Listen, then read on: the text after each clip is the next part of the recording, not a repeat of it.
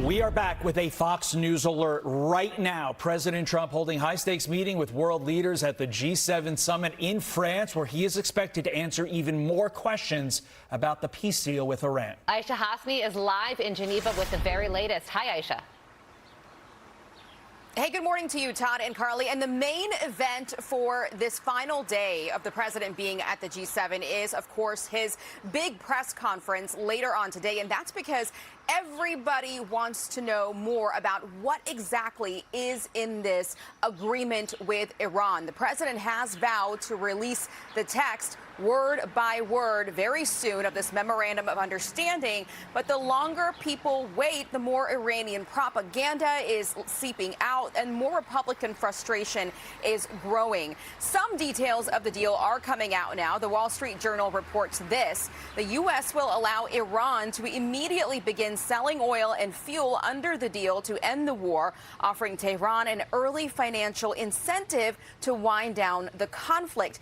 That is going to concern a lot of Iran hawks. Last night on The Five, Vice President J.D. Vance explained why the full text hasn't been released yet.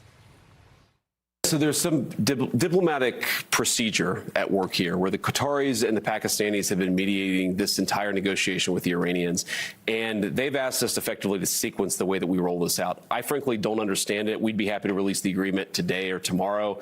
We may release it as late as Friday, but fundamentally in the grand scheme of things, that doesn't matter, because whether it's tomorrow, whether it's Friday, people are going to see what's in this agreement very soon. Friday, of course, is the formal signing ceremony and the kickoff of these negotiations.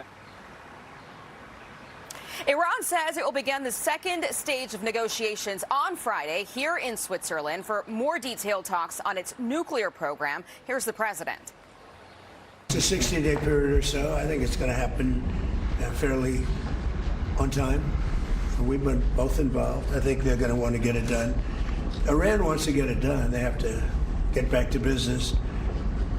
And the relationship is now normalized. So I think it's going to go pretty quickly. Okay, coming up, guys, the president will meet with Egypt's El-Sisi. I believe this is only the second time Egypt hasn't been invited to the G7. If you're wondering why they're here, this is another part of Trump's broader aspirations to develop the Middle East, leave the conflicts behind, peace through the economic success. That's really what the Abrahamic Accords were all about. And Egypt, by the way, also has a border with Gaza, and El-Sisi played host for the Sharm el-Sheikh agreement to end the Israel-Gaza war last year. So he wants to partner with the U.S. He wants economic prosperity in the region and wants these conflicts to come to an end. Todd, Carly. All right, Aishah Hasnie live for us in Geneva. Another beautiful day there. Aishah, enjoy it. Thank you so much. All right, let's bring in retired Navy SEAL Mike Sarraille. Mike, thank you so much for joining us. So details on this deal are coming in right now. We do not know how this is all going to shake out or shape up. So based on what you know about this deal so far, do you think that this is a good idea? I do. First off, guys, we're looking at this deal as a cessation to the conflict, and really the real negotiation is going to happen over the next 60 days. I think what the media is grabbing onto, and you shouldn't be listening to Iranian propaganda, that's insane. But there's an allergic reaction to this $300 billion because I believe it evokes memories of the pallets of cash during the Obama administration.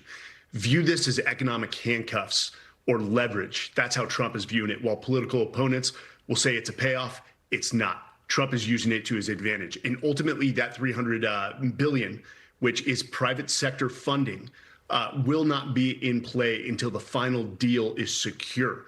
So that gives him the leverage. But overall, I don't think there's anything shocking in the deal. And people are missing the real move that Trump is making here, both with that deal and the G7. How is the $300 million not an economic benefit to Iran? Oh, it is. It is, but they have to rebuild. And even releasing or removing the blockade for a short period of time, lifting the sanctions on selling oil. Guys, there has to be give and take within the deal. And they need some economic recovery. They need some relief.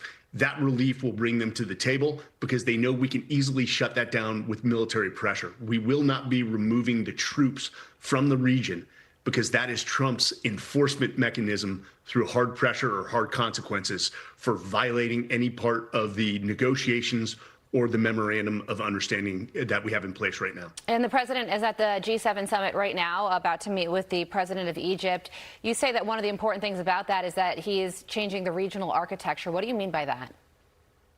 So Trump is, guys, ultimately the negotiations with Iran or getting them to the table for this MOU took a little longer than expected. But Trump is a master at taking advantage of what's in front of him.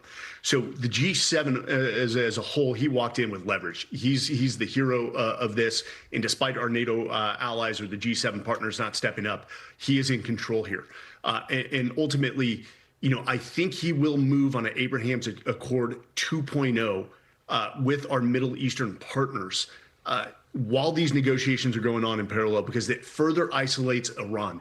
It de-risks the Middle East for future foreign corporate investment and also further entangles us with their economic development. So it's good for our regional partners in the Middle East.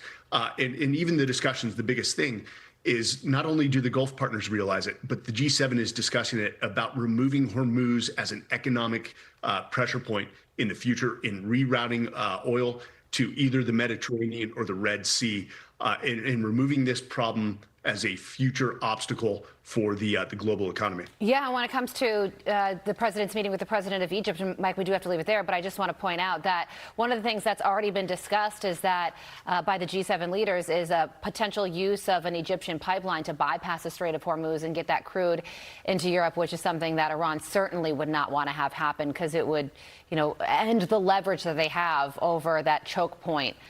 If the crude goes in other directions. Mike, thank you so much for joining us. We very much appreciate your time. Be sure to like and subscribe for all the Fox News latest on YouTube, and catch full shows streaming now on Fox One.